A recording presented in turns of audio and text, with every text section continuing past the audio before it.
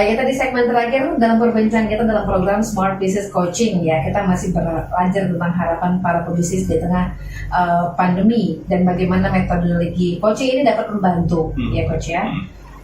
Membantu ini bergantung lagi kepada orang yang kita coaching ya coach ya, benar ya? Yeah, exactly. Kalau misalnya seperti yang sampaikan tadi, kalau nggak di frekuensi yang sama, capek juga coaching ya coach ya? Iya. Lelah jadinya. Oke. Iya. Bagi si coaching. Bagi si coaching. Coachingnya juga lelah kali coach, ngajarin nggak dikerja-kerjakan. Kan di awal dibayar. Oh iya. Oke. Baiklah, itu yang mungkin nggak lelah ya. Kita di menit terakhir, Coach Ihsan, apa yang pengen Coach Ihsan tekankan di menit terakhir ini, silakan. Iya. Tapi poinnya tadi kan profesionalisme ya. Jadi ketika kita siap dengan identitas coaches dan kita punya visi, purpose of life yang jelas gitu kan. Nah maka itu menjadi passion kita, gitu kan. Nah, apalagi administrasi di awal udah beres ya, oke, kita harus tetap bisa membantu. Yang capek adalah si coach kalau dia nggak coachable. Ini kan konflik. Kenapa? Di awal maunya tumbuh, ya kan? Tapi dalam proses nggak komitmen. Nah, maka yang kita temukan adalah habit di masa lalu. Maka itu ada pernah posting di sosial media. Kita menemukan habit, not people. Orang-orang yang kita hadapin ya itu adalah kumpulan habit yang mereka bangun. Iya. Not people. Tapi kalau mereka punya kontrol di diri mereka, nah kita benar-benar menemukan people. Gitu. Ini habit tadi coach. Tadi kita sempat di waktu break, coach Ihsan sampaikan di habit ini kan mungkin komitmen, konsistensi ya. Dan yang paling penting ini semuanya diukur gitu ya.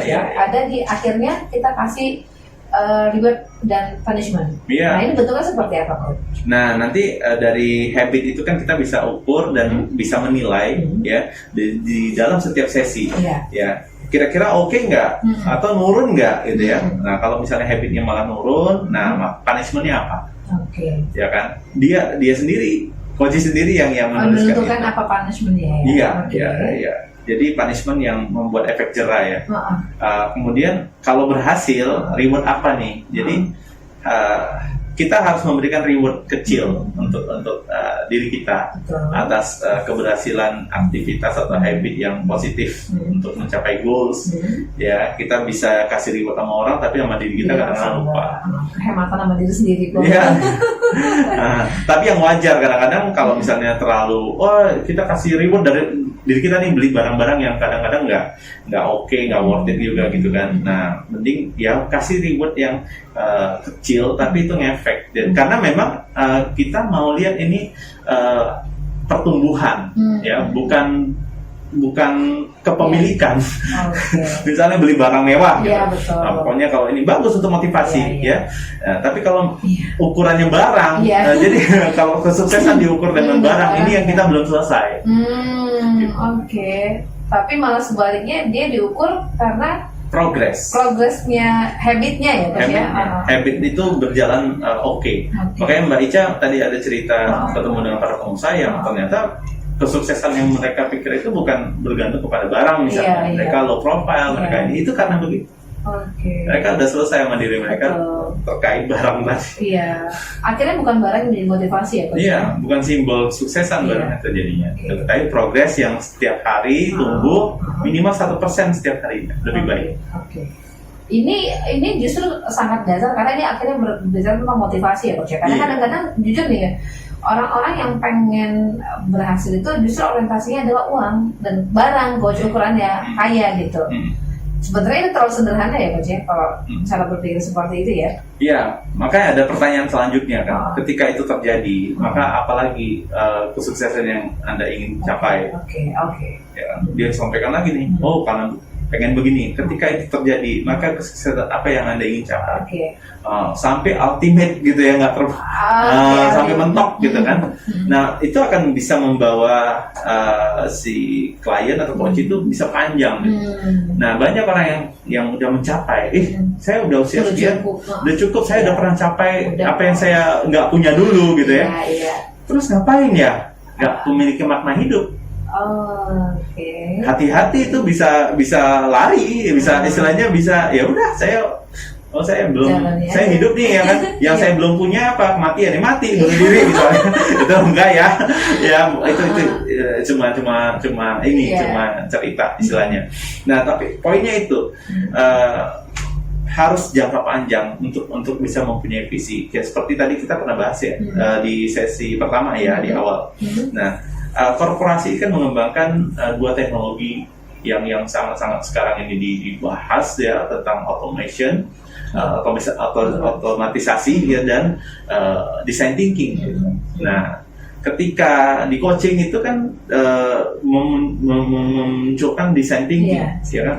Nah, tadi dari pertanyaan-pertanyaan tadi. Nah, sehingga ternyata mindsetnya udah punya tuh. Oh, saya purpose saya ini gitu. Saya identitasnya ini, udah clarity, udah clear gitu. Ya udah, sehingga dia berjalan dan punya habit yang oke. Gitu. Dan ketika habit yang oke tadi dilakukan terus-menerus secara konsisten, maka dia akan dilihat orang dengan habitnya kan.